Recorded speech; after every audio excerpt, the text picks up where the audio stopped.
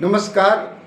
बिहार में बाढ़ आती है, लेकिन कहीं पर भी बिहार की बात नहीं करें, पूरे संसार में, पूरे दुनिया में, पूरे भारतवर्ष में जब बिहार में हो या कहीं पर भी हो, जब बाढ़ आती है तो एक चीज़, दो चीज़, तीन चीज़, चार चीज़, पांच चीज़ का जरूरी है, आप ज्ञान ले लेना।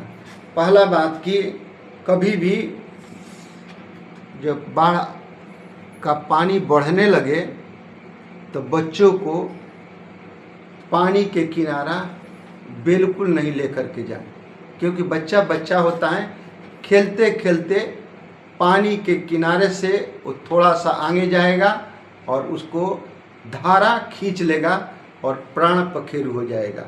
हमने देखा है, इसलिए ये चीज़ मैं बतला रहा हूँ क्योंकि हमारे साथ में केस स्टडी हुआ है। बहुत ऐसी जगह है कि माँ और बेटा, माँ कपड़ा धोने में लग गई और बेटा खेलने में लग गया और 1 लीटर 2 लीटर का डब्बा से खेल रहा है, डब्बा हाथ से छूट गया और बच्चा पकड़ने के लिए गया, बच्चा उसमें आगे निकल गया, माँ उसको, जबकि माँ भी मर गई और बेटा भी मर गया। तो ऐसी केस स्टडी मैंने देखा है, नाम था बसंती। ऐसी बिहार में घटनाएं बहुत सारा हमने देखा है।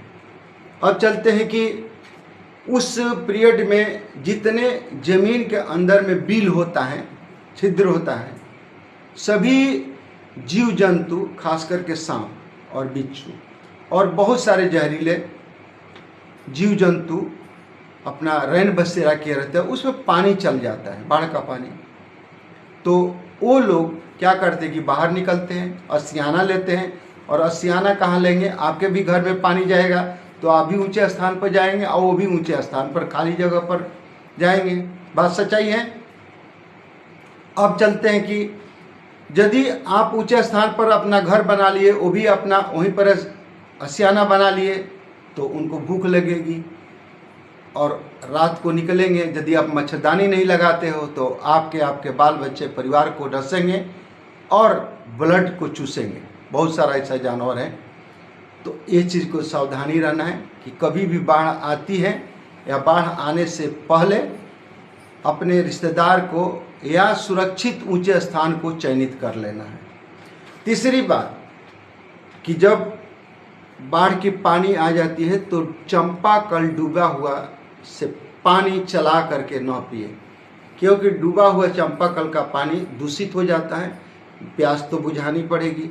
तो उस पानी को ले लो, गरम कर लो और गरम करने के बाद में थोड़ा ठंडा हो जाए, फिर उसको कपड़े से छान लो और अपने पियो, अपने बच्चों को पिलाओ, बिल्कुल आप सुरक्षित रहेंगे।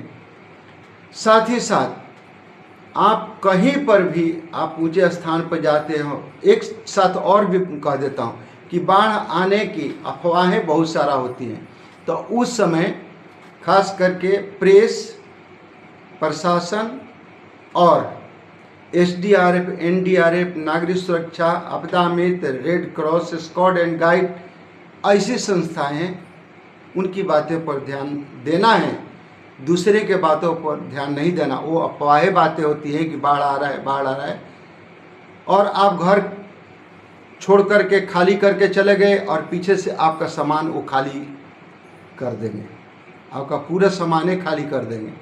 तो ऐसे में भी सावधानी बरतना है। कई बार बांध टूट रहा है, अफवाहें फैल जाती हैं, तो सब अफवाहों पर न दें, सरकारी तंत्र को भरोसा रखें, वही आपका काम करता है। और साथ साथ आप अपने मजबूती के साथ में, परिवार के साथ में रहें और सूखा सामग्री कुछ लेकर के, यदि पलायन करते हैं तो लेकर के जाएं। सरकारी आप दस्तावेज जैसे घर में रहता है, ज़मीन का कागज़, गहना गुड़िया जितना भी होता है, उसको लेकर के जाएं।